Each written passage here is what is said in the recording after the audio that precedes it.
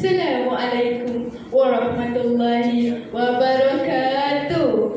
Alhamdulillahirabbil alamin. Wassalatu wassalamu ala sayyidina Muhammad wa ala alihi wa sahbihi ajma'in.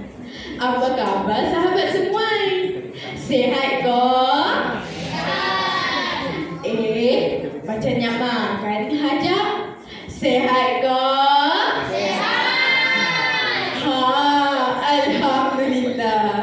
Saya rasa ramai kawan-kawan depan saya ni masih sekolah. Betul tak? Jadi, sesuai sangatlah kalau kita bawakan tajuk yang dekat dengan murid-murid. Boleh tak semua? Boleh. Terbaik. Baiklah kawan-kawan, para pendengar yang dirahmati Allah. Di dalam surah Al-Mujadilah ayat 11, Allah telah berfirman, A'udzu billahi minasy syaithanir rajim. Yarfa'illahu allazina amanu minkum wallazina utul ilma darajat. Maksudnya Allah akan meninggikan orang-orang yang beriman dan orang-orang diberikan ilmu pengetahuan beberapa darjat. Siapa ya agaknya yang dimaksudkan? Itulah para ilmuwan yang kita biasa panggil dengan panggilan cikgu, muallimah. Betul kan? Jadi, mereka itulah orang-orang yang akan ditinggikan darjat mereka di sisi Allah. Sebab itulah kita kena beradab dengan guru.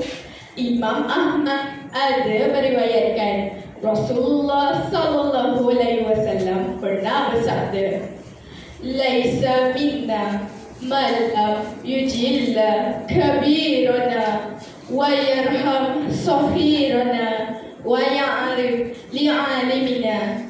Hadis tersebut jelas menunjukkan Islam telah lama mengajar supaya memberikan hak kepada guru kita, iaitu menghormati mereka. Macam mana cara nak hormat cikgu? Kena tak hormat macam ni ke? Tak perlu ya kawan-kawan. Cukuplah dengan mengucapkan salam, hulurkan tangan tanda penghormatan, ringankan tulang bantu angkat barang. Cikgu pun sayang, ohoi, cikgu pun sayang. Betul tak cikgu-cikgu? Tengok, senang je kan nak cikgu sayang kita.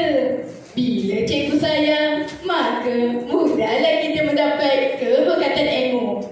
Ingat ya semua, adab dulu, baru ilmu. Kita kena jaga adab dengan guru kita. Lebih-lebih lagi kalau cikgu minta tolong, kita kenalah dengan tulang dan segera buat. Tapi kan, kita ni kadang-kadang suka pilih-pilih cikgu. Nak cikgu yang lawa-lawa je, baru nak tolong. Mentang-mentang lah cikgu tu cuma ajar alif bata, kita buat tak nampak je bila selisih dengan dia. Jangan ya kawan-kawan, kerana dengan alif bata itulah kita tahu membaca Al-Quran. Jika diteladani daripada kisah Salafus Saleh umpamanya, lihat sahaja Imam Syafi'i rahimahullah. Pernah satu ketika beliau sedang mengajar, datang seorang badui yang busuk dan comot ke dalam kuliahnya. Lantas beliau berhenti mengajar seketika, lalu dihampiri badui yang comot itu dan dipeluknya dengan erat. Apabila ditanyakan kepadanya, beliau menjawab, itu adalah guruku.